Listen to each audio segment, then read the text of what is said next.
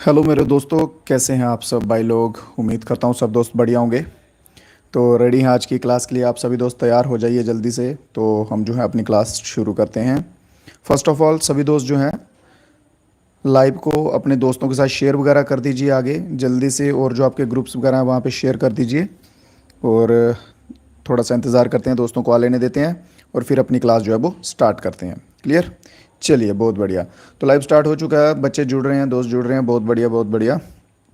चलिए, तो आज मैं बता दूं आज की क्लास में हम क्या करने वाले हैं। एक आप कह सकते हैं मिनी मैराथन करने वाले हैं, ठीक है, मिनी मैराथन। और ये आपका एक टाइप का टेस्ट होने वाला है। अब आप देख लीजिएगा इस टेस्ट में कि कितने पानी में हैं आप हैं। ठीक है मेरे भाई, ये आपका एक टाइप का क्या होने वाला है, टेस्ट होने वाला है। और टेस्ट में आप सभी देखेंगे कि कितने पानी में हैं। चलिए, तो शुरू करते हैं आज की क्लास का पहले क्वेश्चन के साथ। तो सभी दोस्तों ने जो है वो लास्ट तक बने रहना है। और एक रिक्वेस्ट आप सभी से यही है कि अगर वीडियो अच्छा लगता है, क्वेश्चन समझ आते हैं, तो डेफिनेटली जो है मेरे भाइयों वीडियो को लाइक करते हुए चलना है। और नए भाई जो हमारे साथ जुड़ते हैं वो सब्सक्राइब भी करेंगे।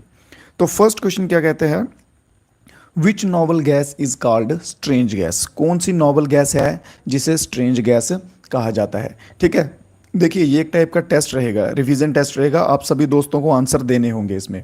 क्लियर? तो सभी दोस्त जो हैं वो इसमें आंसर देते जाइएगा। बहुत बढ़िया। तो नोबल गैस जो है कौन सी है जिसे हम स्ट्रेंज गैस कहते हैं, तो वो बिल्कुल कौन सा ऑप्शन सही रहेगा, ऑप्शन नंबर बी जिनॉन जो है बिल्कुल सही रहेगा, जिसका केमिकल सिंबल होता है XE। ठीक है, इसे स्ट्रेंज गैस क्यों कहते हैं, क्योंकि इसका जिनॉन का जो मीनिंग है ग्रीक लैंग्वेज में, उसका मीनिंग स्ट्रेंज ही है, इसलिए इसे स्ट्रेंज गैस कहते हैं। तो इसके सिवा बात करते हैं हम नोबल गैसेस की। तो नोबल गैसेस जो है मेरे भाई वो नॉन रिएक्टिव होती हैं। क्या होती हैं? नॉन रिएक्टिव होती हैं। आज की क्लास में जो है क्वेश्चंस को ज़्यादा एक्सप्लेन नहीं किया जाएगा, क्योंकि क्लास जो है वो लंबी रहने वाली है। ठीक है, तो 26 से हमने स्टार्ट किया, 95 तक जाएंगे। तो ज़्यादा एक्सप्लेन नहीं करूँगा, जस्ट आंसर्स बताता जाऊँगा और आप सभी दोस्त जो हैं वो आंसर देते जाइएगा। ठीक है, एक चीज़ नॉन रिएक्टिव होती हैं और इसमें कौन कौन सी गैसेज आती हैं लिख लीजिएगा। Helium, neon, argon, krypton, xenon and radon जो है बिल्कुल सही आंसर रहेगा मेरे भाई। नेक्स्ट क्वेश्चन देखते हैं। पार्ट 6 की बात की गई है। Part 6 of the constitution of India is a related to. Constitution of India का पार्ट 6 जो है, बहुत बढ़िया क्रिएटिव स्टार बिलाल, बहुत बढ़िया। सभी दोस्त जो है उनसे रिक्वेस्ट है कि आंसर जो है वो कमेंट बॉक्स में देते जाइएगा। ठीक है, तो पार्ट 6 जो है कॉन्स्टिट्यूशन का वो किससे संबंधित है। स्टेट गवर्नमेंट रहेगा आंसर इसका, कि principle of state policy, central government या फिर इलेक्शंस। तो बात करते हैं जल्दी से। तो स्टेट गवर्नमेंट बिल्कुल सही रहेगा। पार्ट 6 जो है वो स्टेट गवर्नमेंट से संबंधित है। एक इंपॉर्टेंट जो है ना, ये 15 नंबर का है इलेक्शन का। ये कौन सा रहेगा? पार्ट 15 जो है, 15 पार्ट जो है ये इंपॉर्टेंट रहेगा। इसमें क्या आते हैं? इलेक्शंस जो है मेरे भाई आते हैं। Clear? First union and it's territory आती है, सेकंड पार्ट में आती है सिटीजनशिप। लिखता हूँ चलो। सेकंड पार्ट में सिटीजनशिप, थर्ड पार्ट में आते हैं फंडामेंटल राइट्स, फोर्थ में आएगा मेरे भाइयों फंडामेंटल DPSP आता है, DPSP। फिर 4A में जो है वहाँ पे फंडामेंटल ड्यूटीज़ आती हैं। ठीक है, और पांचवा जो है उसमें दी यूनियन आता है, और छठे वाले में स्टेट गवर्नमेंट जो हमने बताई है। बहुत बढ़िया। चलिए next question. What is the full form of autonomous body NDTL under the Ministry of Youth Affairs and Sports? ठीक है, NDTL जो एक ऑटोनॉमस बॉडी है, यूथ अफेयर्स और स्पोर्ट्स की कैटेगरी में आती है, इसकी फुल फॉर्म जो है हमें मेरे भाई बतानी है। ये क्वेश्चंस आपको करवाए हैं मैंने, ये आपका एक टाइप का टेस्ट है। अभी आप देख लीजिएगा मेरे भाइयों कि आपको कितने क्वेश्चंस जो है इसमें से आ रहे हैं। अगर तो आपके मान लीजिए कि 90% 80% क्वेश्चंस आ रहे हैं तो ठीक है।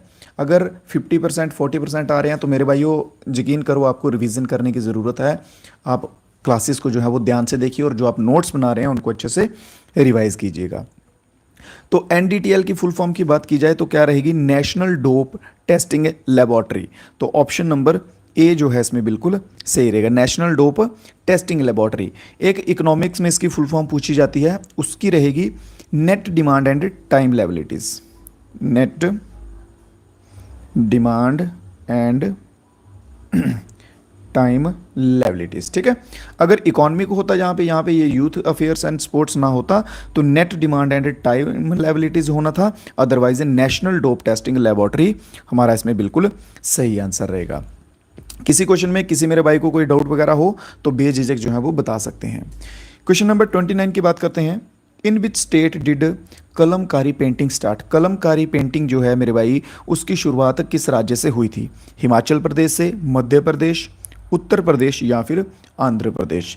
मेरे ऑप्शंस पढ़ते पढ़ते टाइम तक आपको क्विकली जो है आंसर इसका देना है। बहुत बढ़िया बिलाल, बहुत बढ़िया, ट्राई कीजिए आंसर्स देने की, ठीक है। तो आंध्र प्रदेश इसका जो है ऑप्शन नंबर डी मेरे भाइयों, आंध्र प्रदेश बिल्कुल सही रहेगा। कलमकारी पेंटिंग जो है ये कहाँ से स्टार्ट हुई थी मेरे भाई? तो कलमकारी पेंटिंग आंध्र प्रदेश से स्टार्ट हुई थी। इसके साथ ही मैंने आपको एक चीज़ और बताई थी बनी ठनी की, ठीक है। बनी ठनी जो है जिसे इंडियन मोनालिसा कहा जाता है, इंपॉर्टेंट है बनी ठनी, ठीक है, इज नोन एज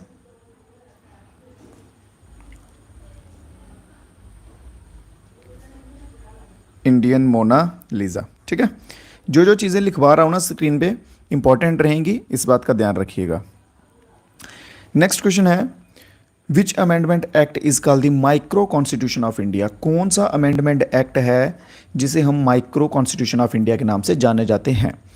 किस संशोधन अधिनियम को भारत का सूक्ष्म संविधान कहा जाता है, ठीक है, या मिनी कॉन्स्टिट्यूशन कह लीजिए आप। अगर माइक्रो नहीं समझ आ रहा तो माइक्रो की जगह मिनी लिख लीजिए, मिनी माइक्रो एक ही रहेगा, ठीक है। तो कौन सा रहेगा? 42nd, 44th, 24th अमेंडमेंट या फिर 86th नंबर का? तो बहुत बढ़िया मेरे भाई, बिल्कुल सही आंसर जहाँ पे। तो 42nd, ठीक है, 42वें नंबर का जो संशोधन हुआ था 42nd 1976 में जो है ये संशोधन हुआ था, ठीक है। तो इसे जो है क्या कहा जाता है? Mini constitution of India. तो ऑप्शन नंबर ए के साथ जो जो भाई गए हैं बिल्कुल सही आंसर रहेगा, एकदम सटीक आंसर रहेगा। पीडीएफ जो है वो आपको ग्रुप्स पे जो है क्लासेस के बाद मिल जाती है रिवीजन के लिए, तो रिवीजन उसका कर लीजिएगा। नेक्स्ट क्वेश्चन देखते हैं। वह दक्षिण अफ्रीकी क्रिकेट खिलाड़ी, इसको छोड़ दीजिए, ये करंट अफेयर में बढ़ जाएगा, ठीक है, इसको स्किप कर देते हैं। नेक्स्ट क्वेश्चन है फुटबॉल मैच की अवधि जिसमें अतिरिक्त समय की गणना नहीं की जाती वह कितना होता है? मतलब कि एक फुटबॉल मैच जिसमें एक्स्ट्रा टाइम जो है ना वो नहीं दिया जाता, तो एक्स्ट्रा टाइम के सिवा जो मैच होता है उसका टाइमिंग जो है वो कितनी होती है, उसमें कितना टाइम जो है वो दिया जाता है, बस उतना बताना है, ठीक है। जल्दी से सभी दोस्त आंसर आने देंगे। तो कितना रहेगा? बिल्कुल सही, ऑप्शन नंबर डी वाले मेरे भाई, बहुत बढ़िया, बहुत बढ़िया, गजब, ठीक है। तो 90 मिनट्स जो है ये फुटबॉल की टाइमिंग रहती है। 45 मिनट्स के 2 हाफ होते हैं, ठीक है, 2 हाफ्स, 45 मिनट ईच। अगर एक्स्ट्रा टाइम की बात करें तो एक्स्ट्रा टाइम कितना मिलता है इसमें मेरे भाई? तो 30 मिनट जो है वो एक्स्ट्रा टाइम मिलता है। कितना? 30 मिनट एक्स्ट्रा टाइम, ठीक है, क्लियर। चलिए नेक्स्ट क्वेश्चन देखेंगे मेरे भाई, सभी दोस्त जल्दी से इसका आंसर देंगे। विच of the following declare the policies of the government on the house of parliament? इनमें से कौन है जो गवर्नमेंट के हाउस में पॉलिसीज जो है मेरे भाई वो डिक्लेयर करता है? बहुत बढ़िया। निम्नलिखित में से कौन संसद के सदन में सरकार की नीतियों की घोषणा करता है? क्या वो चेयरमैन करता है, या राष्ट्रपति करता है, उपराष्ट्रपति, वाइस प्रेसिडेंट, या फिर प्राइम मिनिस्टर? तो किसके द्वारा जो है जो गवर्नमेंट की पॉलिसीज जो हैं वो बोली जाती हैं? तो बहुत बढ़िया, बहुत बढ़िया, गजब, कहर। तो ऑप्शन नंबर डी मेरे भाई, तो प्राइम मिनिस्टर जो है बिल्कुल सही आंसर रहेगा। क्या आंसर रहेगा? प्राइम मिनिस्टर, जो भी करंटली प्राइम मिनिस्टर होगा वही जो है वो पार्लियामेंट में, पार्लियामेंट के हाउस में करेगा, ठीक है। अगर इसके सिवा हम बात करें कि लेजिस्लेटिव असेंबली में कौन बोलेगा, तो लेजिस्लेटिव असेंबली में बोलेगा चीफ मिनिस्टर, क्योंकि स्टेट की रहेगी ना लेजिस्लेटिव असेंबली। लोकसभा पूरे सेंटर की रहती है, लेजिस्लेटिव असेंबली जो है वो स्टेट की रहती है। तो स्टेट का हेड कौन रहेगा? जिसके पास ज़्यादा पावर होती है, चीफ मिनिस्टर, डेफिनेटली, ठीक है। तो चीफ मिनिस्टर जो है वहाँ पे बोलेगा। चलिए मेरे भाई, समझ आ रहे हैं ना क्वेश्चन? किसी क्वेश्चन में कोई डाउट वगैरह तो नहीं? अगर किसी क्वेश्चन में कोई डाउट आता है तो कमेंट करके बता दीजिएगा, और रिव्यू मेरे भाई जरूर दीजिएगा कमेंट बॉक्स में कि क्लास मेरे भाई आपको कैसी लग रही है। क्वेश्चंस की गारंटी मैंने ली हुई है कि क्वेश्चंस डेफिनेटली आपको एग्जाम के रिलेटेड मिलेंगे, एग्जाम से संबंधित मिलेंगे, वो चीज़ आप मेरे पे छोड़ दीजिए। बस जो पढ़ाने का तरीका है वो आप बता दीजिए कि कैसा लग रहा है, चीज़ें आपको समझ आ रही हैं कि नहीं आ रही, ठीक है। नेक्स्ट क्वेश्चन देखते हैं। सिख धर्म के अंतिम भौतिक गुरु कौन थे? भौतिक होता है जहाँ आप कह सकते हैं ह्यूमन फॉर्म में, ठीक है, यहाँ ह्यूमन फॉर्म में, या फिजिकली कह सकते हैं, ह्यूमन फॉर्म ही कह लीजिए, ठीक है। तो who was the last physical master of Sikh religion. Sikh धर्म के टोटल कितने गुरु हुए हैं, तो टोटल हुए हैं मेरे भाई 10 गुरुज। क्लियर, 10 जो है वो टोटल हुए हैं। फर्स्ट जो थे वो थे गुरु नानक देव जी, गुरु नानक देव जी जो है वो फर्स्ट थे। और लास्ट की बात की जाए मेरे भाइयों तो गुरु गोविंद सिंह जी। कौन से थे, गुरु Govind Singh ji. Option number D जो है यहाँ पे बिल्कुल सही आंसर रहेगा। कौन सा ऑप्शन, बहुत बढ़िया बहुत बढ़िया, ऑप्शन नंबर डी मेरे भाई एकदम करेक्ट और एकदम सटीक आंसर रहेगा। इस क्वेश्चन का आंसर बताइए जल्दी से। क्लोरोफ्लोरोकार्बन जो होता है इसे नॉर्मली हम CFC भी कहते हैं, ठीक है, CFC ऐसे करके भी मेंशन होता है। क्लोरोफ्लोरोकार्बन्स को और किस नाम से जाना जाता है, क्लोरोफ्लोरोकार्बन को डैश के रूप में भी जाना जाता है। कैसे, हम क्लोरोकार्बन कहते हैं, फ्लोरोमीथेन कहते हैं, एनिसोल कहते हैं या फिर फिरॉन कहते हैं। बहुत बढ़िया, सभी दोस्तों से आंसर की उम्मीद में हूं मैं, तो आंसर देंगे सभी दोस्त, बहुत बढ़िया, ठीक है। तो इसे कहते हैं बिल्कुल बिल्कुल गजब मेरे भाई गहर। तो ऑप्शन नंबर डी फिरॉन जो है, क्लोरोफ्लोरोकार्बन को फिरॉन भी कहते हैं। कुछ देशों में ना क्लोरोफ्लोरोकार्बन जो है ना CFC, इसको बैन कर दिया गया है। क्यों, क्योंकि ये ना सेकेंड वर्ल्ड वार टाइम पे यूज़ किया गया था। तो इससे क्या होता है, इसका नुकसान क्या होता है कि ओजोन लेयर जो हमारी है, ठीक है, उसको जो है वो उसको नुकसान होता है, वो आप कह सकते हैं डेप्लिक्ट होती है, जहाँ उसका पतला हो जाता है वो लेयर उसकी, ठीक है, जिसकी वजह से अल्ट्रा वायलेट रेज जो है वो सीधी की सीधी आप कह सकते हैं धरती पे आएंगी और उससे बहुत सारी जो है वो बीमारियां जो हैं वो होती हैं। इसलिए कहते हैं कि ओजोन लेयर को बचाइए। तो फिरौन जो है मेरे भाई याद रखिएगा, CFC का दूसरा नाम रहेगा फिरौन। अगला क्वेश्चन देखते हैं मेरे भाई। तो कालिदास की बात करते हैं। कालिदास ने निम्नलिखित में से कौन सा नाटक लिखा था, ये आंसर आना ही चाहिए। आना ही चाहिए। लास्ट क्लास में किया कि नहीं किया बताओ, लास्ट टू लास्ट में भी किया था, ये बता दीजिए जल्दी से। बहुत बढ़िया। कालिदास का निम्नलिखित में से कौन सा नाटक लिखा गया था, which of the following play Kalidas road.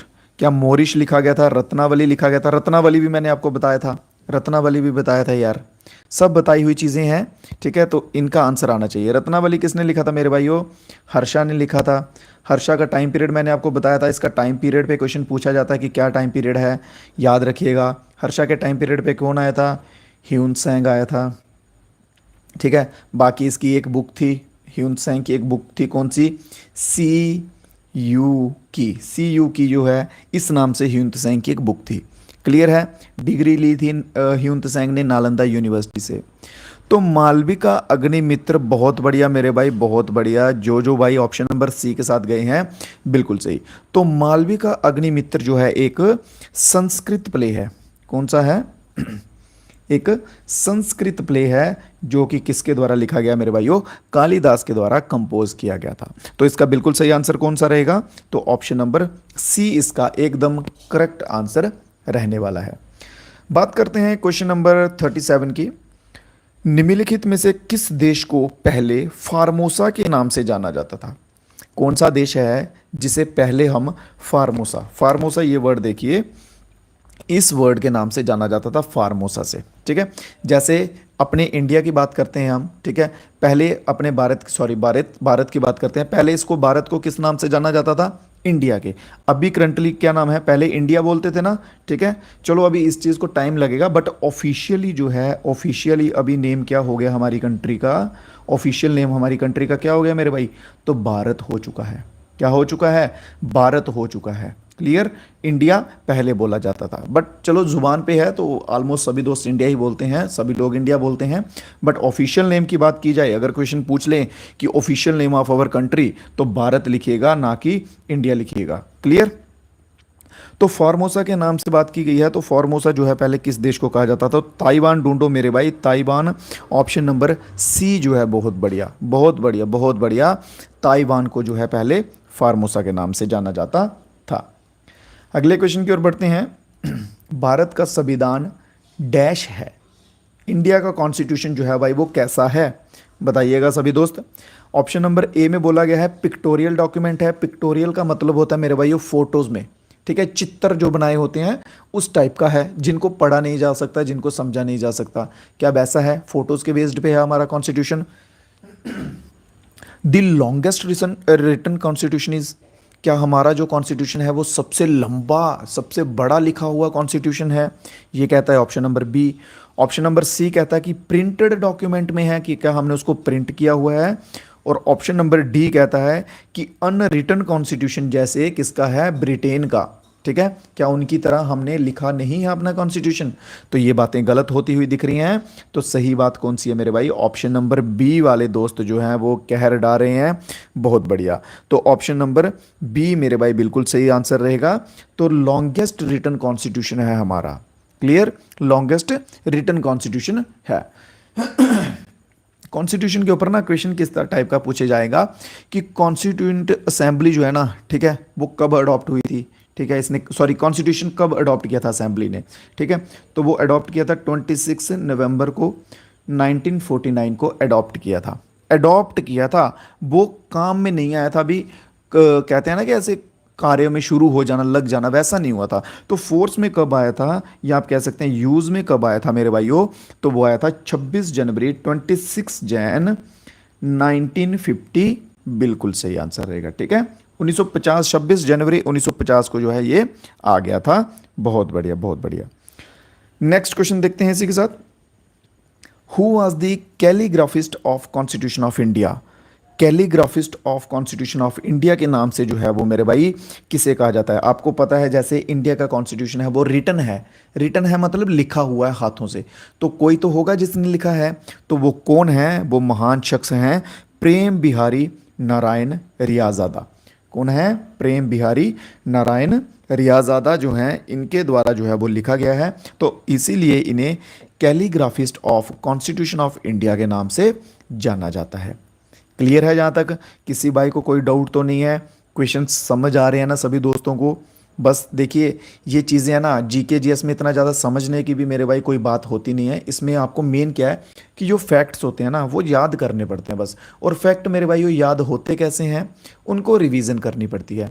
Maths होगा ना, मैथ में क्या होता है कि एक बार एक कॉन्सेप्ट हम पढ़ लेंगे तो वो हमें ख्याल रहता है कि हाँ इस वे से करना है, तो चाहे उसकी जगह कोई भी डिजिट आ जाए तो हम वैसे ही करेंगे।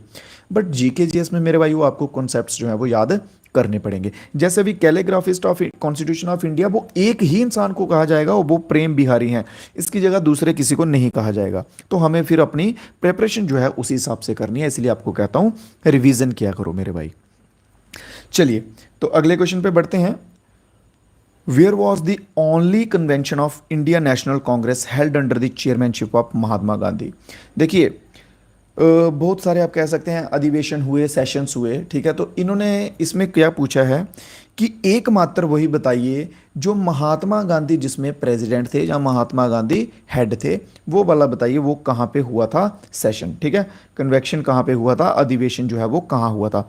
नागपुर, अपेरेंस, बॉम्बे, बेलगाम, ठीक है। बहुत बढ़िया, बहुत बढ़िया। तो बेलगाम ऑप्शन नंबर डी वाले मेरे भाई, बहुत बढ़िया। 1924 को हुआ था। कब हुआ था? 1924 को हुआ था। और ये 39th नंबर का सेशन था। कौन सा था? 39th session. ये याद रख लीजिएगा, 39th नंबर का सेशन याद रख लीजिएगा। क्योंकि इसके आने के चांसेस ज़्यादा कैसे हो जाते हैं? क्योंकि महात्मा गांधी के द्वारा मेरे भाइयों बस एक ही करवाया गया है और वो ये है, ठीक है, और वो ये है। तो पूछेंगे डेफिनेटली। तो 39 नंबर का सेशन था, बेलगाम में करवाया गया था, ठीक है। चलिए नेक्स्ट क्वेश्चन की तरफ बढ़ते हैं। नेक्स्ट क्वेश्चन क्या कहता है? What is the friction force employed between two surface interacted in relative speed? गति के परस्पर ऑपोजिट डायरेक्शन में यूज होने वाली दो लेयर्स के बीच में, ठीक है, जो फोर्स लगती है, बल लगता है, उसे क्या कहते हैं मेरे भाई? उसे क्या कहते हैं? जैसे कि मैंने आपको पहले भी बताया था, उसे काइनेटिक एनर्जी कहते हैं। क्या कहते हैं मेरे भाई? काइनेटिक एनर्जी कहते हैं। बट यहाँ पे तो है, आप बोलोगे सर काइनेटिक एनर्जी तो ठीक है, बट ऑप्शंस में तो काइनेटिक एनर्जी है ही नहीं, तो फिर अब हम क्या करें? तो यहाँ पे काइनेटिक एनर्जी को दूसरे किस नाम से जाना जाता है? डायनेमिक। तो डायनेमिक ढूंढिए, डायनेमिक है क्या? बोलेंगे बिल्कुल सर, एकदम बहुत बढ़िया। ऑप्शन नंबर बी में दिया हुआ डायनेमिक एनर्जी, तो पकड़ लो भाई डायनेमिक एनर्जी को, ठीक है। तो डायनेमिक एनर्जी जो है हमारा बिल्कुल सही आंसर हो जाएगा। कौन सा आंसर होगा सही? ऑप्शन नंबर बी जो है बिल्कुल सही हो जाएगा। नेक्स्ट क्वेश्चन है, which articles related to uniform civil code for all citizens of country? देखिए यूनिफॉर्म सिविल कोड जिसे यूसीसी करके बोला जाता है, ठीक है, इससे संबंधित जो है वो कौन सा आर्टिकल है। इसके संबंधित एक बात और याद कर लीजिए कि फर्स्ट स्टेट जिसने इसको अप्लाई किया है खुद के ऊपर वो है उत्तराखंड। कौन सी है मेरे भाई? उत्तराखंड में यूनिफॉर्म सिविल कोड जो है वो अप्लाई हो चुका है। यूनिफॉर्म सिविल कोड में क्या होगा कि जितने भी धर्मों के लोग हैं वो सभी एक ही कॉन्स्टिट्यूशन कह सकते हैं या एक ही रूल के बेस्ड पे चलेंगे, उन सभी के लिए एक ही कानून होगा। ऐसे होता ना कि हिंदू मैरिज अलग होती हैं, मुस्लिम मैरिज अलग होती हैं, सिख मैरिज अलग होती हैं, उनके आगे रीति रिवाज भी अलग अलग, तो उन्होंने बोला कि एक ही सभी के लिए रहेगा, ठीक है। अगर डाइवोर्स होता, डाइवोर्स के केसेस में भी आपने देखा होगा अलग अलग चीज़ें होती हैं, तो वो सब जो है उसको एक कर दिया गया है, वो है यूनिफॉर्म सिविल कोड की एक भारत एक लोग एक निशान, ठीक है। तो वो जो है वो किस आर्टिकल से संबंधित है मेरे भाई? तो आर्टिकल नंबर 44। बहुत बढ़िया मेरे भाइयों। तो ऑप्शन नंबर कौन सा रहेगा? बिल्कुल सही, ऑप्शन नंबर रहेगा ए। कौन सा? ऑप्शन नंबर ए, आर्टिकल 44, ठीक है, जिसे कहा जाता है कि one law for all India. क्या कहा जाता है? One law for all India. पूरे भारत के लिए एक ही कानून होगा। क्या होगा? पूरे भारत के लिए मेरे भाइयों एक कानून होगा। अगर इस क्वेश्चन की समझ आ गई है तो आगे वाले क्वेश्चन को देखते हैं। What is the first part of the large Einstein? ठीक है, इंटनस्टाइन का आइंस्टाइन कैसे लीजिए जो आपको प्रोनाउंस कर सकते हैं। बड़ी आंत का पहला भाग जो है वो कौन सा होता है, उसे हम क्या कहते हैं? तो क्या कहते हैं? केकम या सीसम, जो आप प्रोनाउंस कर सकें याद कर लीजिए। Option number B. बहुत बढ़िया मेरे भाई, बहुत बढ़िया। तो ऑप्शन नंबर बी जो है बिल्कुल सही आंसर रहेगा। बात की जाए इसकी लेंथ की तो 1.5 मीटर जो है इसकी लेंथ होती है। अगर फुट में दिया हो तो फुट में होती है 5 foot.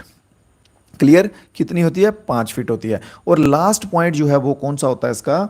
Last point, just a minute, last point की बात कर ली जाए तो एनएस जो है ये लास्ट पॉइंट रहेगा, ठीक है। एनएस के पीछे क्या रहेगा? एनएस के पीछे रहेगा रेक्टम। एनएस रेक्टम ये लास्ट में आएंगे और सीसम जो है ये स्टार्टिंग पॉइंट रहेगा किसका? लार्ज इंटेस्टाइन का। बहुत बढ़िया मेरे भाई। नेक्स्ट क्वेश्चन की तरफ चलते हैं। Where annual rainfall is greater than dash there are tropical evergreen forest. जहाँ पे वार्षिक जो है सालाना रेन जो है वो कितने सेंटीमीटर पड़ती है, जिनको हम ट्रॉपिकल एवरग्रीन फॉरेस्ट कहते हैं। तो सिंपल सा आप ऐसा सोच लीजिए कि ट्रॉपिकल एवरग्रीन फॉरेस्ट में कितनी पड़ती है। देखिए जब एवरग्रीन की बात आ जाए ना, एवरग्रीन मतलब सदाबहार वन, ठीक है, सदाबहार वन कहते हैं हम इन्हें हिंदी में। तो सदाबहार वन की बात आ जाए, बहुत बढ़िया क्रिएटिव बिलाल, ये दो बच्चे बहुत बढ़िया, बहुत बढ़िया, आप दोनों के लिए कंटिन्यू आंसर दे रहे हैं, वेल डन। तो जब बात आ जाए मेरे भाइयों किसकी? एवरग्रीन की बात आ जाए, सदाबहार की बात आ जाए, तो उसमें आप जाइएगा सबसे हाईएस्ट जो दिया रहेगा, ठीक है। क्योंकि अगर वो पूरा साल हरे रह रहे हैं तो नॉर्मल सी बात है वहाँ पे बारिश जो है वो सबसे ज़्यादा होती होगी। तो सबसे ज़्यादा भी ये मत चले जाएगा 300 पे, मैक्सिमम 200 तक पकड़ो, ठीक है। सबसे ज़्यादा वो 200 होती है, 200 इससे ज़्यादा नहीं जाती ज़्यादातर।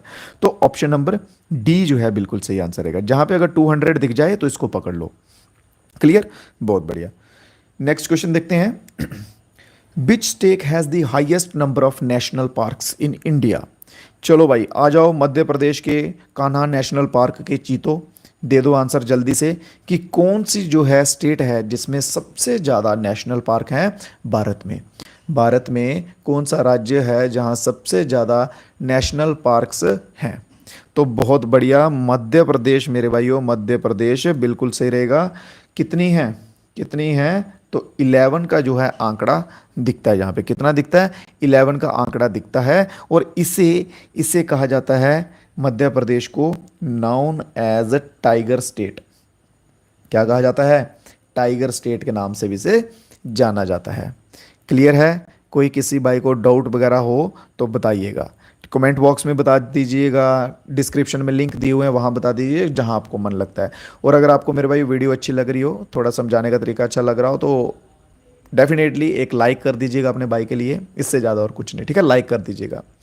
चलिए कुछ नाम सुन लीजिए, सुनाऊंगा, ठीक है, लिखूंगा नहीं, सुनाऊंगा। लिखो। सबसे पहला है कान्हा नेशनल पार्क, दूसरा है पन्ना, तीसरा सतपुरा, चौथा 4th नंबर का है Kuno wild life sanctuary, most important Van Vihar national park, most important Van Vihar national park, ठीक है। और भी हैं, वो आगे आपको कवर करवा दूंगा।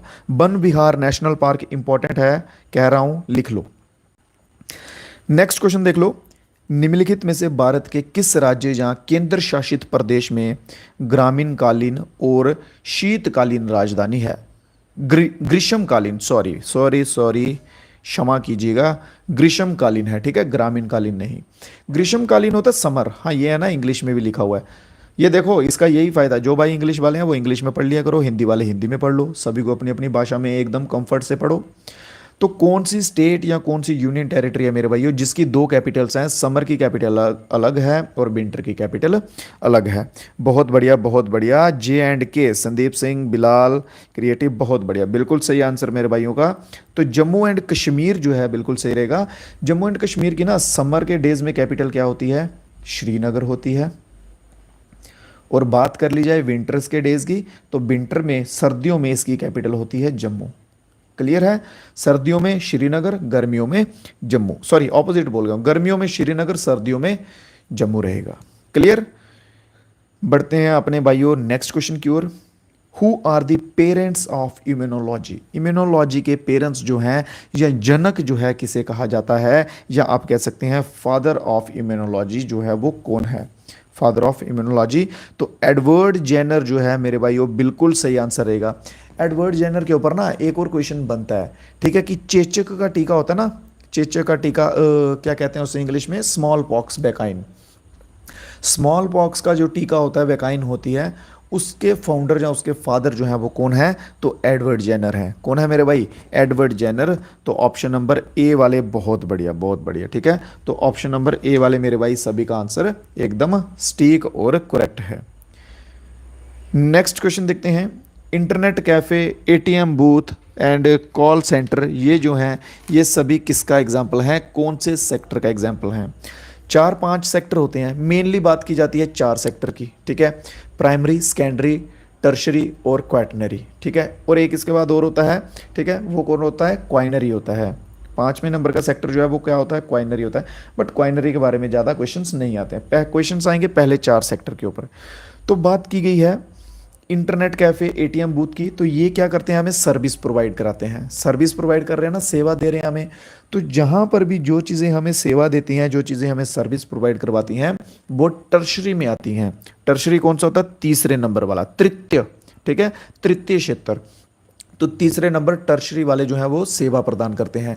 बात कर ली जाए इसके सिवा सेकेंडरी की, तो सेकेंडरी वालों का क्या होता है? सेकेंडरी वाले मैन्युफैक्चर करते हैं, रॉ मटेरियल को मैन्युफैक्चर करते हैं, उससे अलग अलग चीज़ें जो है वो बनाते हैं। और बात कर ली जाए प्राइमरी वालों की, तो प्राइमरी वाले जो है ये सारे एग्रीकल्चर से रिलेटेड होते हैं, संबंधित होते हैं, और रॉ मटीरियल जो है वो प्रोड्यूस करते हैं। यहाँ तक समझ आ गया? क्वाटनरी बच गया, 4th नंबर का जो है, इसमें क्या होता है? नॉलेज वगैरह जो है वो शेयर की जाती है या दी जाती है। तो ऑप्शन नंबर कौन सा? बहुत बढ़िया जुबेर खान, बहुत बढ़िया, ऑप्शन नंबर ए बिल्कुल सही रहेगा, ठीक है। राजा साहब का भी आंसर आया है, क्रिएटिव का भी आंसर आया, बहुत बढ़िया, वेल डन मेरे भाइयों। नेक्स्ट क्वेश्चन देखते हैं। Maori peoples are from which of the following countries? Maori peoples जो हैं वो किस देश से संबंधित हैं, किस देश को बिलोंग करते हैं? जल्दी से आंसर आने दीजिएगा। क्वेश्चन नंबर है 45। माओरी लोग किस देश से बिलोंग करते हैं? तो न्यूजीलैंड कहाँ दिख रहा है ऑप्शन में मेरे भाइयों? ऑप्शन नंबर सी जो है, बहुत बढ़िया, न्यूजीलैंड के लोग जो हैं वो करते हैं। जैसे इंडिया में बहुत सारी वो है ना ट्राइब्स हैं, जैसे कौन कौन सी? आप कहेंगे सर गोंड्स का नाम सुना है आपने? बिल्कुल सुना है। गोंड कहाँ पाई जाती है? सेंट्रल इंडिया में है। फिर उसके सिवा बिल्स सबसे इंपॉर्टेंट है।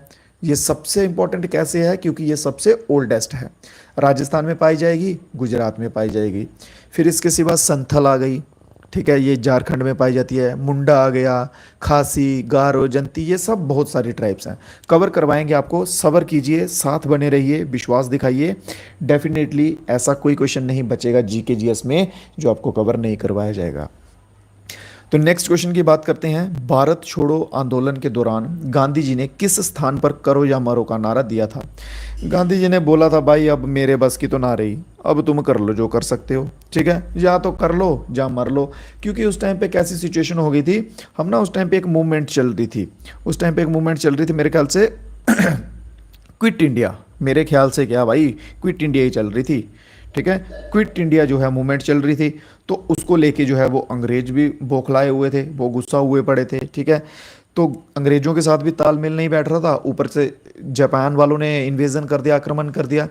तो गांधी जी ने कहा अब तो हम फंस गए, तो अब या तो कर लो तो या तो मर जाओ, ये कर लो। तो वो क्विट इंडिया मूवमेंट के दौरान कहा था 1942 में। और इन्होंने पूछा यहाँ पे क्या जगह पूछी है कि कौन सी जगह। तो बहुत बढ़िया, ऑप्शन नंबर ए बॉम्बे जो है बिल्कुल सही आंसर रहेगा। कौन सा आंसर रहेगा इसमें? बॉम्बे में ये सीन जो है ये हुआ था। क्लियर है, बॉम्बे में। चलिए बहुत बढ़िया। अच्छा, बॉम्बे में कहाँ हुआ था ये भी लिख लो यार, क्योंकि ये क्वेश्चन पूछ सकते हैं। गोवाली टैंक मैदान, ग्वालियर टैंक मैदान। देखो, मैं स्टार्टिंग से जब से क्लास करवा रहा हूँ ना, एक ही चीज़ बोलता रहा हूँ कि नोट्स बनाओ, नोट्स बनाओ। अब जो तो कुछ समझदार कह सकते हो, जहाँ जो भरोसा दिखा रहे हैं बच्चे, वो डेफिनेटली नोट्स बना रहे होंगे।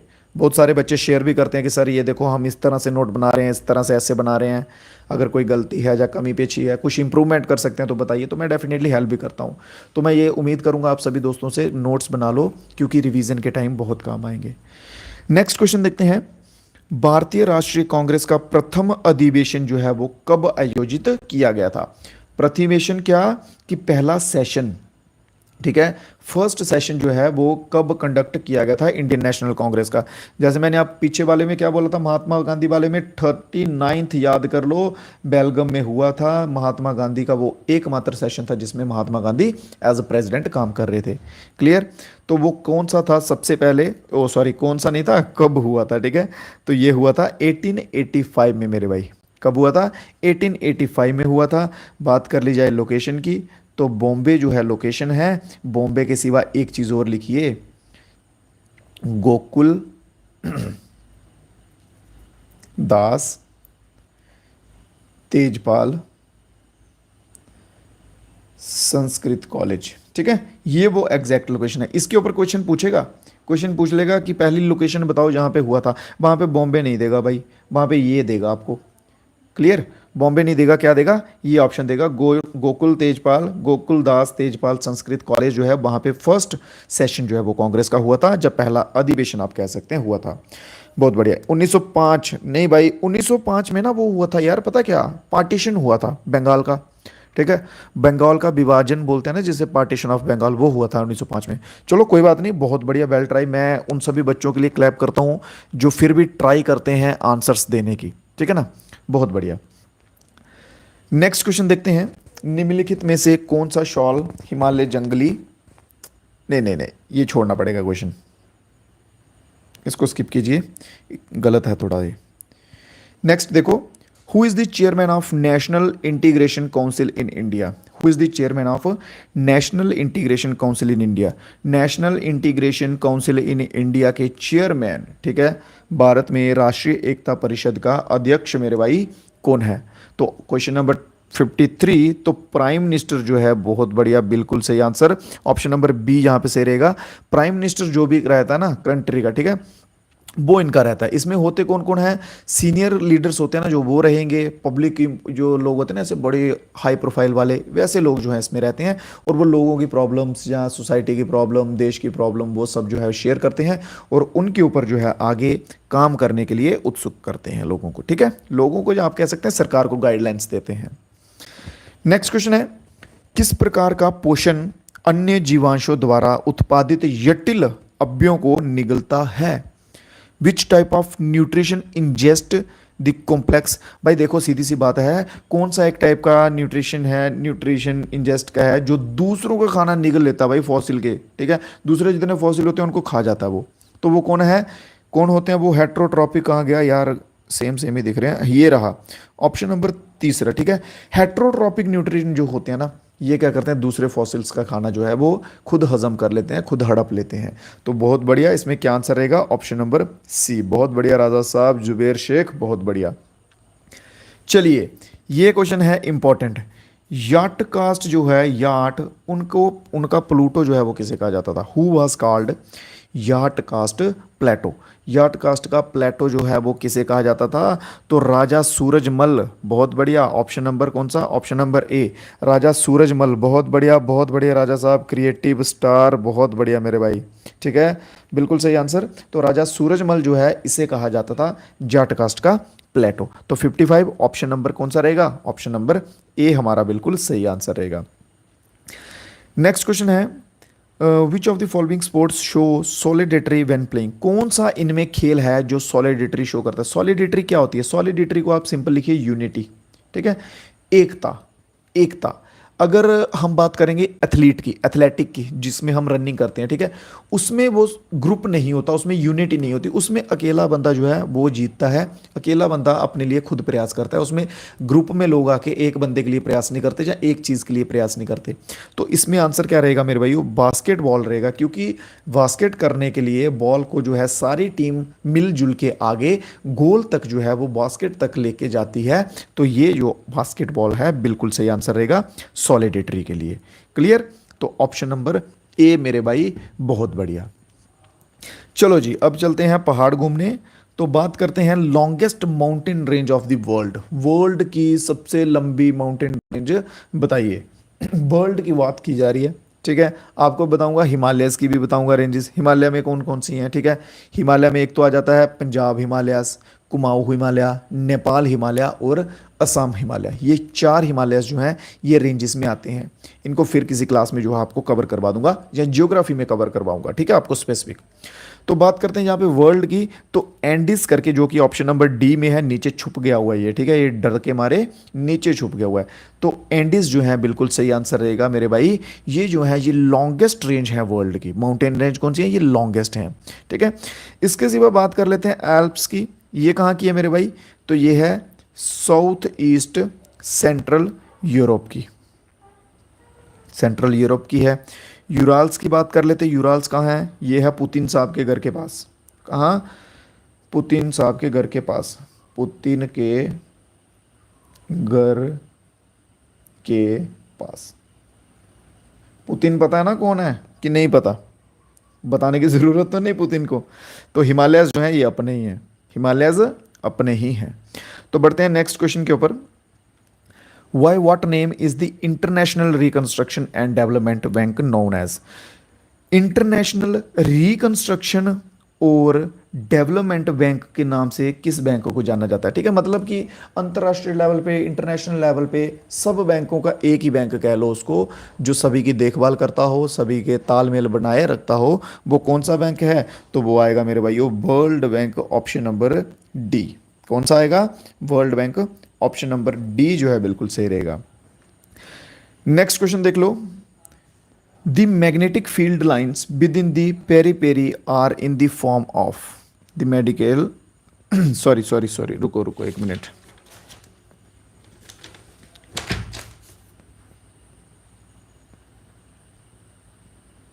कुछ कुछ क्वेश्चन ना यार बीच में टाइपिंग जो है ना वो गलत हो जाती है, तो वो स्किप करने पड़ते हैं। जैसे एक पीछे गया था, ये इस वाले में भी गलत हो गया था, ठीक है। ऑप्शंस में नहीं होते हैं सही, जो टाइप करते हैं थोड़ा बहुत कर देते हैं गलत।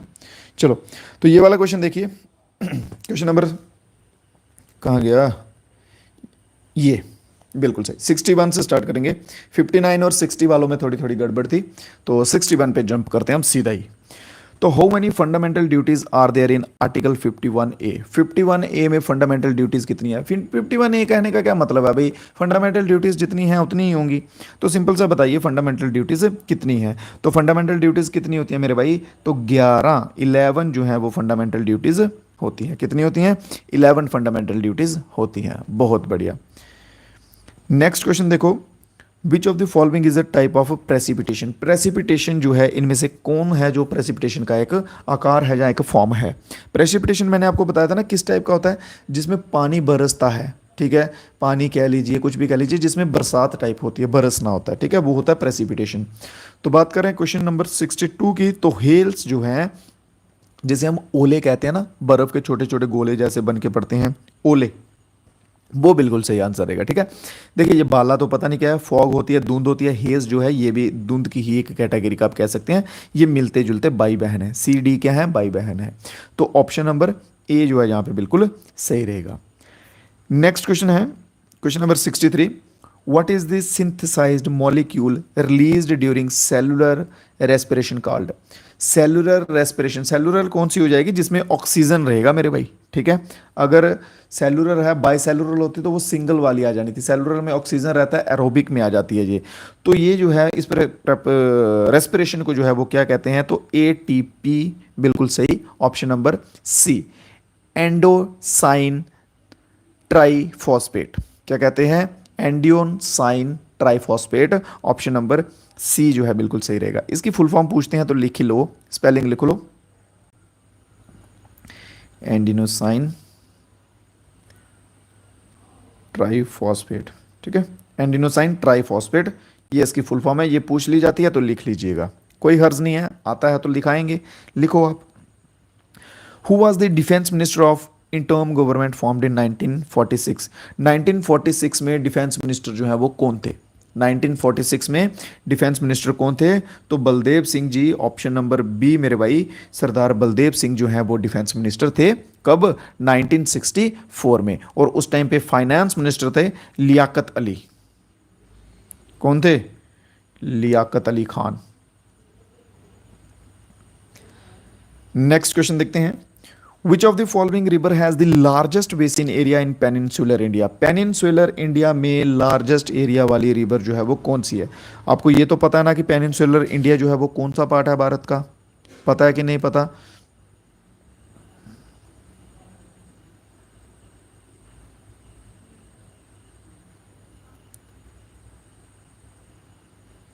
ये जो पोर्शन है ना, ये वाला, ये है पेनिनसुलर, जो पठार टाइप है, ऊंचा उठा हुआ पोर्शन है, ठीक है, इसे कहते हैं पेनिनसुलर। और ये सारा जो है पेनिनसुलर, ये ब्लैक सॉइल से बना हुआ है, ब्लैक सॉइल। और ब्लैक सॉइल यूजफुल होती है किसके लिए, कॉटन्स के लिए, बहुत सारे कॉटन जो है यहाँ पे उगाए जाते हैं। तो कौन सी नदी है इस एरिया में बहने वाली सबसे बड़ी, लार्जेस्ट रिवर, जल्दी से आंसर आने दो। क्वेश्चन नंबर 65, गोदावरी बिल्कुल सही आंसर होगा मेरे भाई, ऑप्शन नंबर ए जो है। बहुत बढ़िया, किसने आंसर दिया इस बार सही, इस बार आंसर दिया एक संदीप ने आंसर दिया सही भाई, नहीं नहीं, राजा साहब ने भी दिया आंसर, संदीप, राजा साहब, बिलाल, बहुत बढ़िया। चलो अभी ना एक चीज़ करते हैं, अभी देखते हैं कि कौन कौन बच्चे आंसर देते हैं, आगे क्वेश्चन नंबर लिखते जाइएगा, ठीक है। चलो क्वेश्चन है, नेक्स्ट क्वेश्चन है कि all synthetic fibres using raw material of petroleum. Petroleum का रॉ मटेरियल यूज होता है उन फाइबर्स को बनाने के लिए, तो उन फाइबर्स को हम जो है वो क्या कहते हैं, पेट्रोल यूज होता है, सिंपल सी बात है, ठीक है। कुछ भी फाइबर मान लो आप, उसमें रॉ मटेरियल को प्रिपेयर करने के लिए पेट्रोल का यूज होता है, तो वो क्या कहलाते हैं, पेट्रोकेमिकल्स। क्या कहलाते हैं, पेट्रोकेमिकल्स कहलाते हैं। चलिए क्वेश्चन नंबर 67 का आंसर दीजिए भाई, ये तो आना चाहिए आपको। क्वेश्चन नंबर 67 का answer, father of white revolution, white revolution के फादर जो है वो किसे कहा जाता है, सफ़ेद क्रांति के पिता किसे कहा जाता है। बहुत बढ़िया, तो वाइट रेवोल्यूशन के फादर किसे कहा जाता है, बर्गिस कुरेन, ऑप्शन नंबर बी, बर्गिस कुरेन जो है इनको कहा जाता है वाइट रेवोल्यूशन के फादर। तो इसमें हुआ क्या था, किसको लेके रेवोल्यूशन हुआ था, तो मिल्क को लेके जो है रेवोल्यूशन हुआ था। MS स्वामीनाथन जो है, बोलोगे कि सर ये भी नाम देखा देखा सा लग रहा है, सुना सुना सा लग रहा है, तो ग्रीन रेवोल्यूशन, कौन सा, ग्रीन रेवोल्यूशन, हरित क्रांति जो है उससे संबंधित है ये MS स्वामीनाथन। इसमें HYV सीड्स जो है वो यूज किए गए थे, हाई याइल्ड वैरायटी सीड्स जो है इस्तेमाल किए गए थे इसमें। नेक्स्ट क्वेश्चन में चलते हैं, आंसर किसने दिया इस बार भाई, आंसर देख लेने दो मेरे को। आंसर तो ऑप्शन नंबर बी, किसने दिया, राजा ने दिया है और जुबेर ने दिया है, ग्रीन डी पार्ट। बहुत बढ़िया बिलाल, बहुत बढ़िया। चलिए क्वेश्चन नंबर है 68, इसका आंसर दीजिए जल्दी से, मेरे क्वेश्चन पढ़ते तक जल्दी आंसर कीजिएगा। Where was the head quarter of theosophical society located in British India. British India के टाइम पे थियोसॉफिकल जो सोसाइटी थी मेरे भाइयों, उसका हेड क्वार्टर जो है वो कहाँ था। मैं थोड़ा सा इसको एक्सप्लेन कर देता हूँ, तब तक आप आंसर दीजिए। 1875 में खोजी गई थी, फाउंड की गई थी, ठीक है। अभी करंटली जो है, करंटली इसका हेड क्वार्टर है चेन्नई में, चेन्नई में है। उस टाइम पे कहाँ था, पास्ट में कहाँ था, तो लिख लीजिए। अब मैं देखूंगा आपके आंसर्स किस किस ने दिए हैं, मद्रास में था, ठीक है। बहुत बढ़िया, ऑप्शन नंबर सी सी, आया है, हाँ हाँ हाँ, बहुत बढ़िया, बहुत बढ़िया। एक बच्चे का आंसर आया है प्रेमशीला कुमारी का सही आंसर। बाकी सभी भाई इस बार चूक चुके हैं। बहुत बढ़िया, कोई बात नहीं, जुबेर भी रह गया, बिलाल भी रह गया, कोई बात नहीं। चलो नेक्स्ट में ट्राई करो, अभी क्वेश्चन नंबर 69 में ट्राई करो भाई। विच of the following in human remove the excretory substance in the form of soluble nitrogen compound. Human में जो एक्सक्रेटरी, एक्सक्रेटा कहते हैं ना हम जिसे नॉर्मली, ठीक है, मल मूत्र कह लीजिए कुछ टाइप का, ठीक है, वो जो है उसको जो निकालते हैं बाहर, कंपाउंड नाइट्रोजन कंपाउंड की फॉर्म में निकालता है, उसे हम जो है वो क्या कहते हैं, या उसे जो हटाता है वो क्या होता है। क्लियर? क्वेश्चन नंबर क्वेश्चन समझ आया कि नहीं आया? बहुत बढ़िया, दीजिए आंसर। नहीं, चूक गए, लेट हो गए। बिलाल का आंसर आ चुका है मेरे भाई का, बहुत बढ़िया, बहुत बढ़िया बिलाल। नेफ्रॉन्स जो है बिल्कुल सही आंसर रहेगा। क्या रहेगा? नेफ्रॉन्स। नेफ्रॉन होता कहाँ है? इन दी किडनीज, किडनी में होता है भाई। कहाँ होता है? किडनीज में होता है। और ये किस फॉर्म में निकलता है? यूरिया एंड एमोनिया की फॉर्म में निकलता है। यूरिया और एमोनिया की फॉर्म में जो है ये बाहर निकलता है। क्लियर? चलो अब 70 क्वेश्चन पे लगाओ जल्दी से, 70 क्वेश्चन पे आ जाओ। In which of the following countries was the highest temperature record in world. World में जो है सबसे हाईएस्ट टेम्परेचर किस कंट्री में रिकॉर्ड किया गया था? तो लिख लीजिए, सबसे पहले है यूएसए जो कि ऑप्शन में नहीं दिया हुआ है, फिर उसके बाद चाइना है, ऑप्शन नंबर बी सही। इसको छोड़िए, ऑप्शंस हिंदी में दीजिए। ऑप्शन हिंदी में अभी तो आपको नहीं मिल सकते, थोड़ा सा एडजस्ट कीजिए, ठीक है। क्वेश्चंस मेरे भाइयों मैं आपको दे सकता हूँ, क्वेश्चन मैं दे रहा हूँ, ठीक है। क्योंकि यार पता क्या है, वो ना फिर लिखने में, टाइप करने में वो आगे वाला बंदा थोड़ा करता है ना करे, तो इस वजह से चलो मैं ट्राई करूँगा, but I will do my best. मैं ट्राई करूँगा कि आपको हिंदी में ऑप्शंस भी मिल जाएँ, ठीक है, कोई बात नहीं। आप बस पढ़ने पे ध्यान दीजिए, जो मेरे करने वाला काम होगा वो मैं कर दूंगा। नेक्स्ट क्वेश्चन है, which one is the article of Indian constitution related to protection of minorities. Minorities जो होती हैं, अल्पसंख्यक लोग होते हैं, उनकी प्रोटेक्शन के लिए कौन सा आर्टिकल है? अल्पसंख्यक लोगों की प्रोटेक्शन के लिए कौन सा आर्टिकल है? जल्दी से क्वेश्चन नंबर 71। तो ऑप्शन रहेगा, ऑप्शन नंबर दिया किसी ने कि नहीं दिया? आय हाय, बहुत बढ़िया, जुबेर खान का आंसर आया है एक, बिल्कुल सही।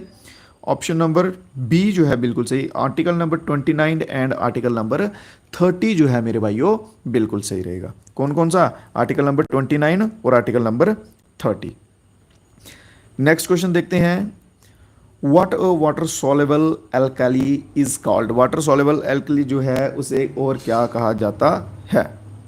चलिए, ये भी क्वेश्चन गड़बड़ है, ये भी क्वेश्चन गड़बड़ है, छोड़ो और आगे बढ़ो। ये बास्को डी गामा था, इतना बड़ा क्वेश्चन क्या पढ़ना। इसमें सिंपल उतना सा लिखा था कि भाई कौन आया था भाई 1498 में, ठीक है, तो बास्को डी गामा आया था। What is the term for emergency. Emergency declare होती है ना जब इमरजेंसी लगती है, जैसे war, external attack. Emergency 3 type की लगती हैं, एक लगती है नेशनल इमरजेंसी, ठीक है, एक लगता है प्रेसिडेंशियल रूल, और एक लगती है फाइनेंशियल इमरजेंसी। ये 3 लगती हैं इमरजेंसीज, ठीक है। तो आर्टिकल इनमें कौन कौन से लगते हैं? एक होता है आर्टिकल 352, एक होता है 356 और एक होता है 360। ये 3 आर्टिकल लगते हैं। 360 में कौन सी होती है? Financial emergency. 356 में लगता है प्रेसिडेंशियल रूल लगता है। 352 में नेशनल इमरजेंसी लगती है। तो उन्होंने यही बोला है कि जब ये बाहर के अटैक वगैरह होंगे, युद्ध वगैरह होंगे, तो वो कौन सी लगेगी? नेशनल इमरजेंसी लगेगी, आर्टिकल 352, जो कि ऑप्शन नंबर डी में दिया हुआ है। बहुत बढ़िया, बिलाल का आंसर आया है इस बार, जुबेर का भी, प्रेम शीला का भी, बहुत बढ़िया बहुत बढ़िया बहुत बढ़िया, ठीक है। तो नेशनल इमरजेंसी, ये तीनों याद कर लो भाई, ये तीनों याद कर लो, क्योंकि इनमें से क्वेश्चन बनेंगे, ये इंपॉर्टेंट चीज़ है, इसको हल्के में मत लेना, इसको हल्के में मत लेना, इंपॉर्टेंट है, ये याद कर लो, ठीक है। Article number 352 national emergency, article 356 presidential rule, ठीक है, और प्रेसिडेंशियल रूल या फिर स्टेट इमरजेंसी भी लिखा होता है, ठीक है, स्टेट इमरजेंसी भी कह लीजिए, और आर्टिकल नंबर 360 फाइनेंशियल इमरजेंसी, ये याद कर लीजिएगा। बढ़ते हैं अपने नेक्स्ट क्वेश्चन की ओर। Who among the following is known as the architect of Indian economy. Indian economy के आर्किटेक्ट, वास्तुकार जो है वो किसे कहा जाता है? तो मोक्षा गुंडम कहाँ है भाई? यहाँ पे बिल्कुल सही, option number D, Mokshagundam जो है इन्हें कहा जाता है architect of Indian economy. Next है, what is the nature of finance commission as mention in article 280 of Indian constitution. देखिए फाइनेंस कमीशन जो है ना मेंशन किया हुआ है उसको, ये इतना भी बता रहे हैं कि मेंशन कहाँ किया हुआ है, आर्टिकल 280 में किया हुआ है, 280 में किया हुआ है। उसका जो है वो नेचर बताइए वो कैसा होता है, क्या वो एडमिनिस्ट्रेटिव बॉडी है, क्वासी जुडिशियल है, या सिर्फ जुडिशियल है, या नॉन सिचुएटरी बॉडी है, तो वो कैसी है मेरे भाइयों, तो वो क्वासी जुडिशियल बॉडी है। तो ऑप्शन नंबर बी यहाँ पे बिल्कुल सही रहेगा। कौन सा आंसर रहेगा, ऑप्शन नंबर बी यहाँ पे सही रहेगा। जिसमें क्या होता है, क्वासी का मीनिंग पता क्या होता है, क्वासी में होता है कि जो भी पावर्स रहती है ना, पावर वो सेंटर और स्टेट में बंट जाती हैं, सेंटर और स्टेट में जो है वो डिवाइड हो जाती हैं, जिसमें सेंटर जो है वो ज़्यादा पावरफुल होता है, स्टेट जो है वो कम पावरफुल होता है। क्लियर, डिसीजन के मामलों में। नेक्स्ट देखते हैं, विच of the following sports require net. इनमें से कौन सा एक ऐसा खेल है जिसमें नेट की ज़रूरत होती है, कौन सा ऐसा खेल है जिसमें नेट की ज़रूरत होती है। ये लो भाई नेट बना दिया मैंने, अब जिस जिसको चाहिए होगा वो ले लो यहाँ से और खेलने लग पड़ो, ठीक है। तो बैडमिंटन जो है बहुत बढ़िया, बैडमिंटन बिल्कुल सही आंसर रहेगा, ऑप्शन नंबर ए। बैडमिंटन में जो है वो नेट की ज़रूरत पड़ती है, चेस में नहीं पड़ेगी, कबड्डी में नहीं पड़ेगी, और खो खो में भी नहीं पड़ेगी। नेक्स्ट क्वेश्चन है, which is the longest river in south east Asia. South east Asia में सबसे बड़ी लॉन्गेस्ट रिवर बताइए भाई, longest river south east Asia में जो है वो कौन सी रहेगी। तो मेकोंग कहाँ है हमारी, मेकोंग जो है बिल्कुल सही रहेगा आंसर। कहाँ पे आती है, म्यांमार में। कहाँ पे आती है मेरे भाई, म्यांमार में आती है। एक येलो रिवर आती है भाई, याद रख लो, याद रख लो शेरो, येलो रिवर आएगी कहाँ की, चाइना की। अगर यहाँ पे येलो रिवर दिया होता तो आंसर हमारा येलो रिवर रहता, बट येलो रिवर नहीं है, तो इसके बाद मेकोंग जो है वो रिवर आती है। बहुत बढ़िया, बहुत बढ़िया, सभी दोस्त आंसर दे रहे हैं। संदीप, जुबेर, बिलाल, 4-5 बच्चे हैं यार। ये जो अभी दे रहे हैं ना, इनके संदीप हो गया, बिलाल हो गया, जुबेर हो गया, एक रिजवाना करके स्टूडेंट है, एक महक करके हैं, ये 4-5 नाम जो याद है मुझे। लास्ट तक आप सभी ने बने रहना है मेरे साथ, इतनी गारंटी दे दो मुझे, और आपके रिजल्ट की गारंटी जो है वो जीके में मैं लूँगा, ठीक है। अगर आप लास्ट तक बने रहेंगे ना मेरे साथ, ये 4-5 बच्चे जो हैं जिनके मैं नाम ले रहा हूँ, तो आपके रिजल्ट की गारंटी जो है वो मैं ले लेता हूँ, जीके जीएस मैं आपको करवा दूंगा, ठीक है। बस बने रहना है, एक दिन में कुछ नहीं होगा, टाइम लगेगा चीज़ों को, वो नॉर्मल सी बात है। नेक्स्ट क्वेश्चन पढ़ो मेरे भाइयों, the word jump is related to which of the following. Jump जो है वो किससे संबंधित है, जंप, तो जंप बास्केटबॉल से संबंधित है। किससे संबंधित है, बास्केटबॉल से संबंधित है। अरे अरे वॉलीबॉल कहाँ से आ गया भाई, इसमें बास्केटबॉल में होता है जंप। जब वो गेम स्टार्ट करते हैं ना संदीप भाई, सुनो, गेम स्टार्ट करते हैं ना तो उसमें क्या करते हैं, बास्केटबॉल को डिप करते हैं नीचे, फिर 1-2 तीसरा टप जब लगता है तो उसके बाद जो है वो दोनों टीमों के बंदे एक दूसरे पे झपट पड़ते हैं और बॉल को छीनते हैं, वो टर्म है ये जंप, ठीक है। चलिए, इतना बड़ा क्वेश्चन कौन पढ़ेगा। ये क्वेश्चन में वही बताया हुआ है कि भाई वो व्यक्ति का नाम बताओ जो ट्रेन भी करता है खिलाड़ियों को, उनकी स्ट्रेंथन भी करता है, उनको मोराल भी हाई रखता है, उनको मोटिवेट भी करता है, उनका दोस्त भी होता है, काउंसलर भी होता है। कौन होता है, वो होता है हमारे कोच साहब, ठीक है। कोच साहब आप होए ना मुरे हुन, तो ऑप्शन नंबर ए जो है यहाँ पे बिल्कुल सही रहेगा। नेक्स्ट क्वेश्चन देखते हैं, what is the adherence of honey बीज।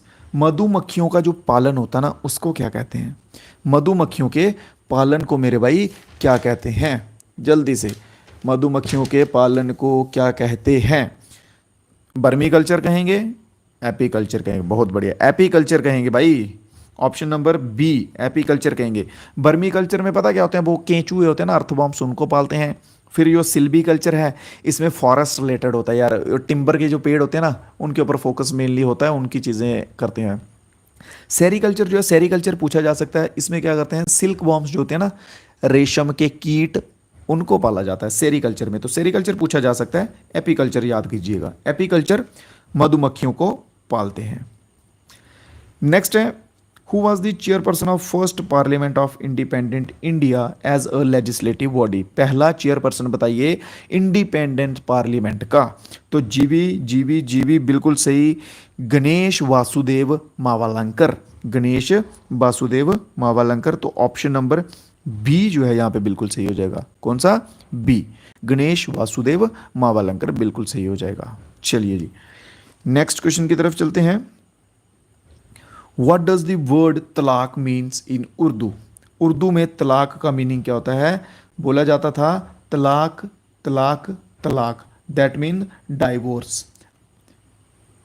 अगर मुस्लिम जो होते हैं, मुस्लिम रिलीजन में क्या होता है कि अगर 3 बार जो हस्बैंड है वो तलाक तलाक तलाक बोलेगा तो उनका डाइवोर्स हो जाता है। उसमें कोई ऑफिशियल जो है ना ऐसे होते हैं, जैसे हिंदूज में क्या होता है कि अगर डाइवोर्स करना हो कोर्ट में जाओ, वहाँ से ऑफिशियली करवाओ, ऐसा वैसा वो सब चलता है। तो इसमें वैसा नहीं चलता था। तो तलाक का मीनिंग है मैरिज का टूटना। तो ऑप्शन नंबर बी जो है यहाँ पे बिल्कुल सही आंसर हो जाएगा, मैरिज ब्रेक। बहुत बढ़िया राजा साहब, बहुत बढ़िया। नेक्स्ट क्वेश्चन है, which Indian state is inhabited by the Atmani tribe. Atmani tribe जो है वो कौन से राज्य में पाई जाती है? तो अटमानी ट्राइब जो है वो कौन से राज्य में पाई जाती है? लक्षद्वीप, अंडमान। ये भी गलत है, गलत है, गलत हो गया, क्योंकि इसमें स्टेट एक ही दिया मध्य प्रदेश, बाकी सभी तो यूनियन टेरिटरीज हैं। अटमानी मध्य प्रदेश में इतनी खास है नहीं। इसको छोड़ो, आगे बढ़ो प्रभु का नाम लेके। क्वेश्चन नंबर नेक्स्ट देखो भाई, who started the permanent settlement in Bengal and Bihar in 1793। 1793 में बिहार में और बंगाल में परमानेंट सेटलमेंट जो है वो किसके द्वारा करवाई गई थी? तो कॉर्नवालिस, ऑप्शन नंबर ए। किसके द्वारा? कॉर्नवालिस, ऑप्शन नंबर ए के द्वारा जो है वो करवाई गई थी। इसमें जिम्मेदार सिस्टम जो है वो इसके द्वारा लाया गया था। डलहौजी देखो, डलहौजी ने पता क्या किया था? डलहौजी ने लाई थी डॉक्ट्रिन ऑफ लेप्स लाई थी, ठीक है। फिर हेस्टिंग है, हेस्टिंग क्या है? ये पहला गवर्नर जनरल है। लास्ट गवर्नर जनरल कौन है? माउंटबेटन है। क्लियर? चलिए next question, next question, what term describe the fragmentation of white light into its component colour. White light जो है ना, ये प्रिज्म वाली एग्जांपल देके समझाया था आपको मैंने, याद करो। जो जो बच्चे रेगुलर हैं उनको तो पता होगा और उनसे आंसर चाहता भी हूँ। बिलाल भाई तू आंसर दे दे जल्दी से, तू तो बड़ी देर से जुड़ा हुआ मेरे साथ, ठीक है। बिलाल आंसर देगा इसका आंसर जल्दी से। प्रिज्म वाला बताया था मैंने ऐसे करके कि यहाँ से वाइट लाइट जाती है, फिर आगे ऐसे ऐसे 7 रंग निकलते हैं, बिबग्योर बनता है, बिबग्योर बनता है। तो जल्दी से बताओ इस प्रोसेस को जो है वो क्या कहते हैं? हैं करवा दी बेइज्जती बिलाल भाई, करवा दी बेइज्जती मेरी। रिफ्रैक्शन कैसे कहेंगे इसको? डिस्पर्शन कहते हैं। स्प्लिट होती है इसमें लाइट, डिस्पर्स होती है, एक लाइट से ज़्यादा में घूम जाती हैं ये लाइटें, ठीक है ना। डिस्पर्स हो जाती हैं, अलग अलग बन जाती हैं, जिसमें वाइट लाइट जो है अपने कंपोनेंट कलर में बिखर जाती हैं और बिबग्योर बनता है। जो सबसे ऊपर होते हैं उनकी वेवलेंथ सबसे ज़्यादा होती है, जो सबसे कम नीचे होते हैं उनकी लेस वेवलेंथ होती है। वेवलेंथ का क्या मीनिंग है अब यहाँ पे? वेवलेंथ का मतलब है कि उस कलर को हम उतनी दूर से देख सकते हैं। अब रेड कलर है ना, लाल रंग जो है हमें बहुत दूर से दिख जाएगा भाई, हम पहचान लेंगे वो लाल कलर है। बट उसी की जगह अगर ये बिबग्योर जो है ना, वायलेट कलर जो है, इंडिगो हो गया, ब्लू हो गया, ये हमें ज़्यादा दूर तक नहीं दिखेंगे, ठीक है। वो होती है वेवलेंथ, याद रखिए। अरे कोई बात नहीं, उदास होने वाली क्या बात है, इसमें होता रहता है, उसमें क्या है। पढ़ो, रिविजन करो, फिर से याद करो, हो जाएंगी चीज़ें याद। यहां पे भूला चलेगा, एग्जाम में मत भूलना, ठीक है। एग्जाम में अच्छे से करो। नेक्स्ट क्वेश्चन देखो भाई, इंडस्ट्रियल पॉलिसी जो है रेजोल्यूशन, ये कब लाया था? इंडस्ट्रियल पॉलिसी रेजोल्यूशन जो है ये कब लाया गया था? ये एक ना 5 ईयर प्लान पढ़ाया था मैंने आपको, सेकंड 5 ईयर प्लान, उसमें लाया गया था। किसी बच्चे को पता है सेकंड 5 ईयर प्लान का टाइम पीरियड क्या है? सेकंड 5 ईयर प्लान का टाइम पीरियड पता है किसी बच्चे को? नहीं पता? सेकेंड 5 ईयर प्लान था ना, उस टाइम पे लाया गया था 1956। इसमें बिल्कुल सही आंसर रहेगा 1956। बहुत बढ़िया, 1956, बहुत बढ़िया, ठीक है। तो उस टाइम पे जो है ये इंडस्ट्रियल रेवोल्यूशन लाया गया था। इसमें 3 इंडस्ट्रीज बनाई थी मेन। एक राउरकेला की, राउरकेला ये कहाँ पे है? उड़ीसा में है। उड़ीसा से है क्या कोई अपने साथ? दूसरा था भिलाई में, भिलाई कहाँ पे है? छत्तीसगढ़ में। नक्सल पता है ना छत्तीसगढ़ का, बस उधर से ही है ये। और तीसरी कौन सी बनाई थी? दुर्गापुर, दुर्गापुर बनाई थी, जो कि कहाँ पे है? वेस्ट बंगाल में है। क्लियर? ये 3 याद कर लो, 3 याद कर लो मेरे भाई, इंपॉर्टेंट हैं, ऐसे बात नहीं बनेगी। नेक्स्ट देखो भाई, न्यू इकोनॉमिक पॉलिसी जो है वो कब लाई थी? New economic policy, economy policy कब लाई थी? 91 कहाँ पे है? यहाँ पे बहुत बढ़िया। तो ऑप्शन नंबर डी 1991 में जो है लाई थी। इसका ऑब्जेक्टिव क्या था, इसके पीछे का रीजन क्या था? ग्लोबलाइजेशन था। ठीक है, क्या था? ग्लोबलाइजेशन। ग्लोबलाइजेशन क्या होता है? पूरे ब्रह्मांड, ओ ब्रह्मांड कह रहा हूँ, ब्रह्मांड बड़ा दूर हो गया, संसार में, ठीक है, वर्ल्ड में, सभी देशों में, उनमें आपस में इंपोर्ट एक्सपोर्ट होना। ठीक है, इंडिया का बंदा अमेरिका जाके शादी कर सकता है अमेरिका वाला इधर आके कर सकता है। ठीक है, नहीं ऐसा कुछ नहीं है, इंपोर्ट एक्सपोर्ट की बात हो रही है सिर्फ। ठीक है, यहाँ का सामान वहाँ जा सकता है, वहाँ का सामान यहाँ आ सकता है। तो 1991 में हुआ था। और इसके साथ ही 1991 में क्या हुआ था? और एलपीजी, लिक्विड पेट्रोलियम गैस जो है, ये भी हुआ था, ये भी आया था। नेक्स्ट देखते हैं 89th, when fat and oil are oxidize. जब ये दोनों चीज़ें मिलती हैं ना, फैट और ऑयल जो है ये मिलते हैं, ऑक्सीडाइज्ड होते हैं, तो वो जो है एक अलग सी गंध, एक अलग सी फ्रेगनेंस और अलग सा टेस्ट जो है वो पैदा कर देते हैं। उसको हम क्या कहते हैं? उसे हम कहते हैं रैंसिड।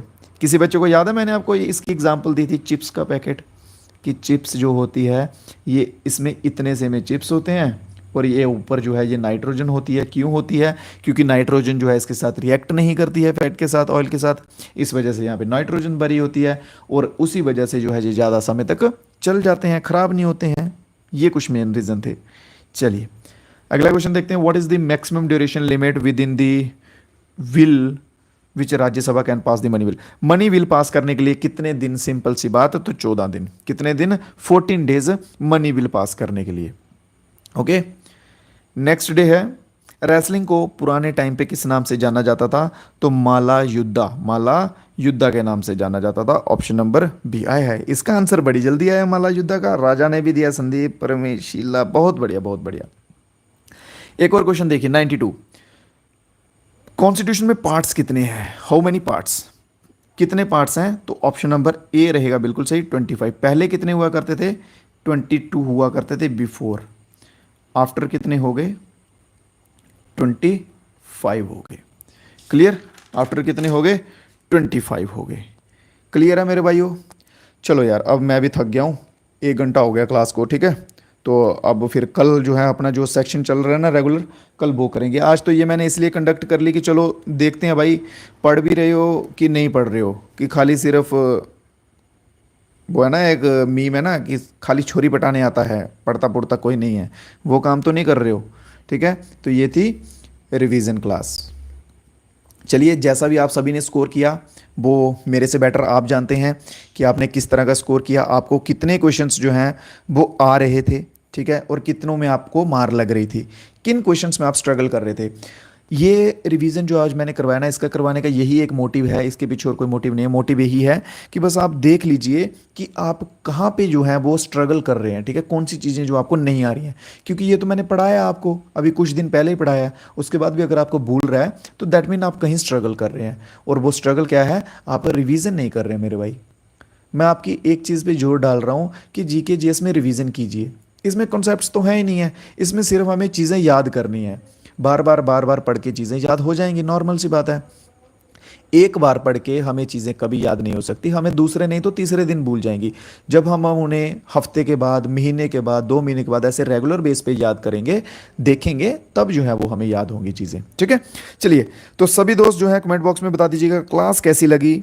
बाकी जो है चीज़ें चलती रहेंगी, लाइक भी किया करो और अपने दोस्तों के साथ आके शेयर भी किया करो। ठीक है, लाइक शेयर वगैरह करते रहा करो। तो राजा साहब सो करवा दो भाई, थक गया हूँ राजा साहब, अभी नहीं। ठीक है, फिर किसी दिन करवाऊंगा, किसी दिन ना थोड़ा दिन को स्टार्ट करेंगे, हम दिन को स्टार्ट करेंगे, फिर मस्त 100 की जगह 200 क्वेश्चन करवाएंगे आपको। क्लियर? प्रेमशिला का कहना क्लास कब होता है सर? क्लास प्रेमशिला डेली जो है वो 8 बजे होता है। जिन बच्चों को नई अपडेट मिलता है वो व्हाट्सएप का ग्रुप ज्वाइन कर लो डिस्क्रिप्शन में, वहाँ पे जो है मैं अपडेट दे देता हूँ। ठीक है, 8 और करवा दो। भाई तू जान लेके मानेगा, मेरी ऐसे नहीं छोड़ने वाला आज मुझे। Zubair love you from here, thank you so much. Bilal love you sir ji, thank you so much. Class कब स्टार्ट होता है बता तो चुका हूँ। साइंस भी है सर? हाँ, साइंस भी करवाएंगे भाई, टेंशन क्यों ले रहे हो, साइंस भी करवाएंगे। अभी सब्जेक्ट वाइज पढ़ लो, फिर साइंस भी करवा देंगे। Bye sir, bye bye bye bye. सो जाओ अभी आराम से, पढ़ भी लो अगर पढ़ना है तो, अगर सोना तो सो जाओ। मैं नोट्स साथ साथ बनाता हूँ। जुबेर शेख बहुत बढ़िया मेरे भाई, बहुत बढ़िया। नोट्स जो है वो सभी दोस्त ट्राई कीजिए बनाने का, क्योंकि यार ऐसे याद नहीं रहेगा जो रियलिटी है, ठीक है ना। अब मैं आपको झूठे झूठे कह दूं कि नहीं यार पढ़ लो एक बार क्लास तो भूलेगा नहीं, ये नहीं होगा वो नहीं होगा, ऐसा वैसा, ऐसा कुछ नहीं होता भाई रियल दुनिया में। रियल दुनिया जो है ना ये बातों से बड़ी अलग है।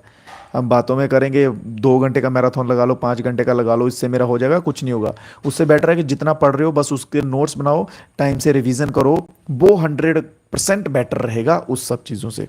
ठीक है, चलो ध्यान रखो सभी मेरे भाई अपना, और खाना पीना खाओ, आराम से सो जाओ और रिवीजन वगैरह करो। ठीक है, तो मिलेंगे कल फिर से क्लास में नए क्वेश्चंस के साथ, नई एनर्जी के साथ। तो तब तक के लिए दो मेरे भाइयों इजाज़त मुझे। लाइक शेयर वीडियो को कर दो मेरे भाई बन के, और हो सके तो अपने जो दोस्त और तैयारी कर रहे हैं उनके साथ भी शेयर कर दो थोड़ा सा। ठीक है, तो मिलेंगे कल फिर से, तब तक के लिए मेरे भाइयों जय हिंद जय भारत। जय हिंद जय भारत। बहुत बड़ा दिल एक मेरा, और चलिए।